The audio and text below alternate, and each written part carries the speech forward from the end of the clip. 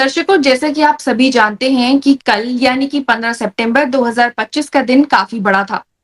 इस दिन supreme court ने एक बहुत बड़ा फैसला दिया पार्लियामेंट के द्वारा पास किए गए वक्फ अमेंडमेंट एक्ट 2025 को लेकर। हालांकि ये एक फाइनल जजमेंट नहीं है, ये एक इंटरिम जजमेंट है जहां पर कुछ की प्रोविजंस को सुप्रीम कोर्ट ने स्टे किया है इस एक्ट में।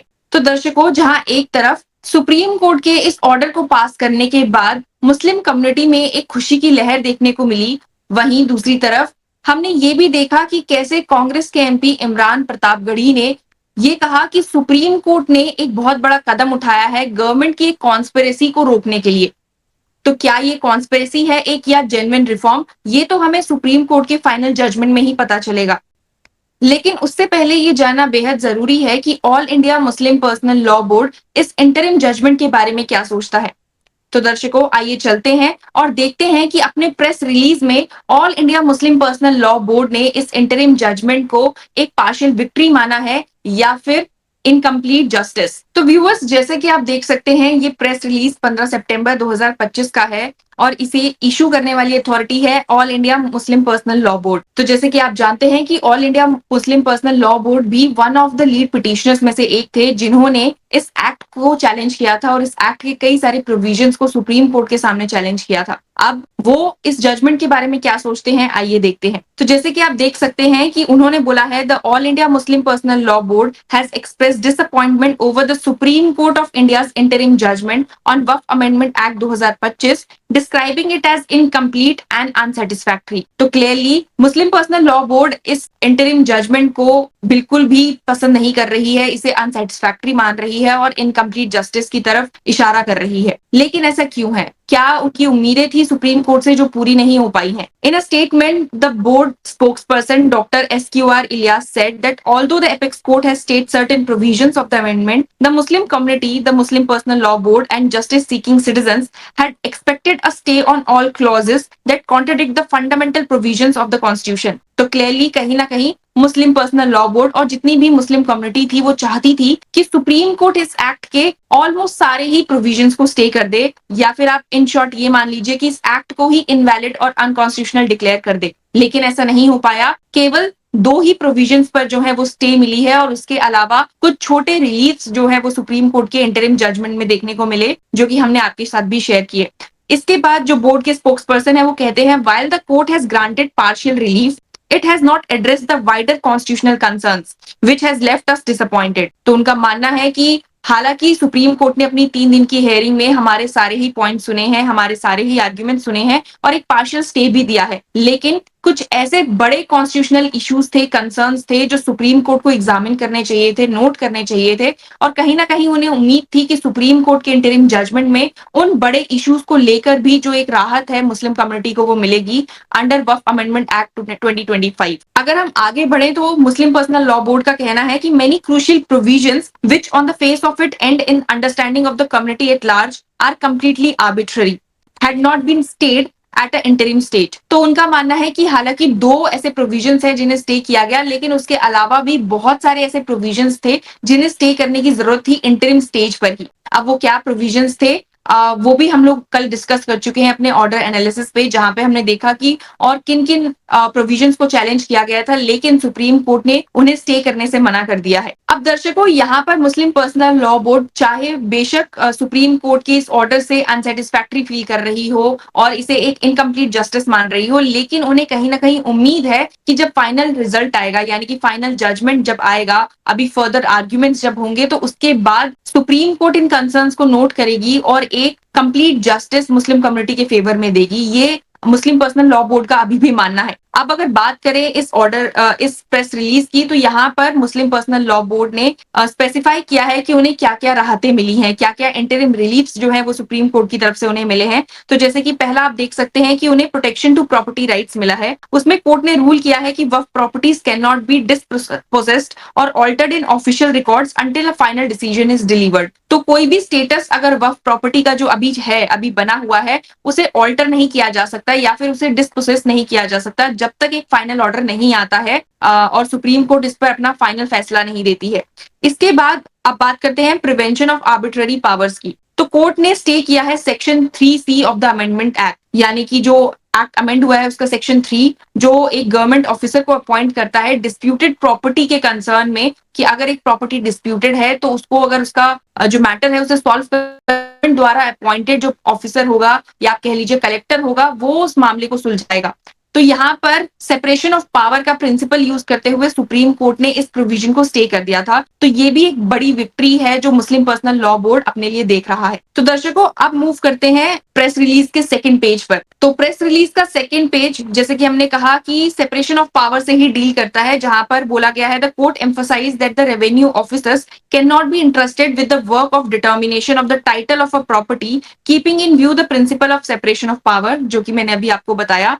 अगला उनका पॉइंट है नॉन मुस्लिम मेंबरशिप का। तो इस इशू को भी सुप्रीम कोर्ट ने एड्रेस किया और जो मुस्लिम मेंबर्स और नॉन मुस्लिम मेंबर्स हैं जो एक काउंसिल बनाते हैं या स्टेट बोर्ड बनाते हैं उसमें उन्होंने उसको कैप किया है, नॉन मुस्लिम के इंक्लूजन को कैप किया है सुप्रीम कोर्ट ने, जहां पर उन्होंने बोला है कि Waqf council shall not consist of more than 4 non Muslim members out of 22। तो अगर सेंट्रल लेवल पे कोई वक्फ काउंसिल बनी हुई है जिसमें 22 मेंबर्स होने चाहिए तो उसमें नॉन मुस्लिम सिर्फ 4 ही रह सकते हैं मैक्सिमम। इसके अलावा similarly state Waqf board shall not have more than 3 non Muslim members out of 11। तो क्लियरली ये भी मुस्लिम कम्युनिटी के लिए एक जीत ही आप समझ सकते हैं, जहां पर जो नॉन मुस्लिम्स का इंक्लूजन है उन्हें कैप किया गया है सुप्रीम कोर्ट द्वारा।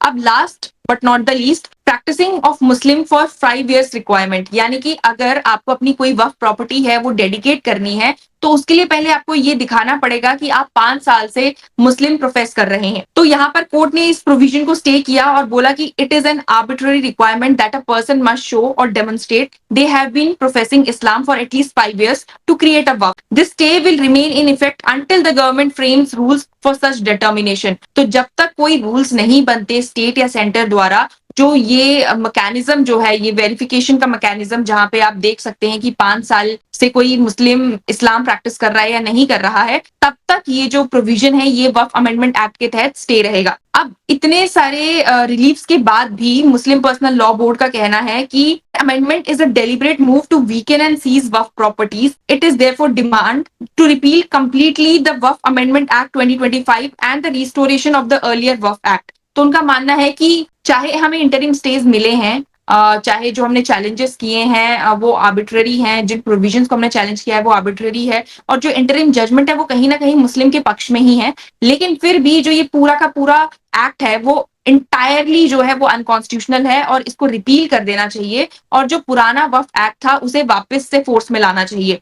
The refusal to stay the entire act leaves numerous other harmful provisions in operation, including the prospective derecognition of waqf by user and the mandatory requirement of a waqf deed, which goes against the established tenets of Islamic law. तो वो कहते हैं कि अगर 2 provisions को stay भी किया गया है, उसके अलावा भी बहुत सारे ऐसे प्रोविजंस हैं जो अपने आप में हार्मफुल है, जैसे कि वक्फ बाय यूजर जिसे प्रोस्पेक्टिवली इफेक्ट में लाया गया है। वक्फ बाय यूजर को रेट्रोस्पेक्टिवली पहले उसका इफेक्ट था अमेंडमेंट एक्ट के तहत, लेकिन सुप्रीम कोर्ट ने बोला कि नहीं, जो पहले हो चुका है वो हो चुका है, अब अगर ये एक्ट फोर्स में आ रहा है तो प्रोस्पेक्टिवली यानी कि आगे चलकर कोई भी प्रॉपर्टी अगर वक्फ बाय यूजर से डिक्लेयर होती है तो उसका जो भी प्रोसेस होगा वो आगे फ्यूचर में फॉलो किया जाएगा, पास्ट में जाकर फॉलो नहीं किया जाएगा। तो ऐसे ही और भी प्रोविजंस के उन्होंने नाम लिए हैं जो उनकी मुस्लिम पर्सनल लॉ बोर्ड की नजरों में अनकॉन्स्टिट्यूशनल है, इनवैलिड है और हार्मफुल है।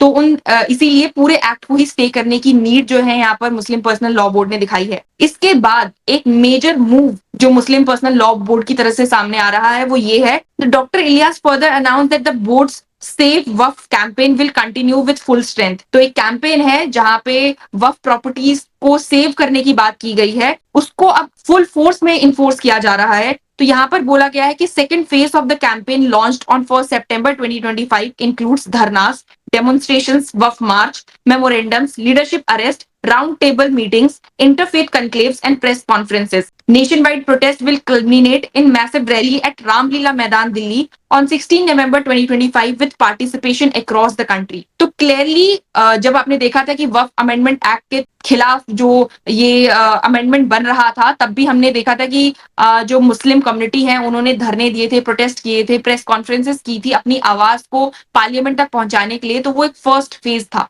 लेकिन अब सुप्रीम कोर्ट के इस इंटरिम जजमेंट के आने के बाद वक्फ मुस्लिम पर्सनल लॉ बोर्ड का कहना है कि हम जो है अपने सेकंड फेज में एंटर करने जा रहे हैं, जहां पर धरने भी होंगे, डेमोन्स्ट्रेशंस भी होंगी, प्रेस रिलीज भी होंगी, मीटिंग्स भी होंगी, सब कुछ देखने को मिलेगा। और 16 नवंबर 2025 को रामलीला मैदान में जो एक मैसिव रैली जो है वो ऑर्गेनाइज की जा रही है मुस्लिम कम्युनिटी की तरफ से। तो दर्शकों, क्लियरली यहाँ पर दिख रहा है कि कैसे ये इंटरिम जजमेंट जो है ये मुस्लिम पर्सनल लॉ बोर्ड को खुश नहीं कर पाया है, और उनकी नजर में इससे भी ज्यादा जो है वो रिलीफ मुस्लिम कम्युनिटी को मिलनी चाहिए थी। हालांकि अभी जो जजमेंट है वो फाइनल नहीं है, इंटरिम ही है। इंटरिम लेवल पर जो ये स्टेज कुछ प्रोविजंस को मिले हैं, बहुत सारे मुस्लिम अगर आप मेंबर्स देखिए या मुस्लिम कम्युनिटी देखिए, उन्होंने प्रेज किया है।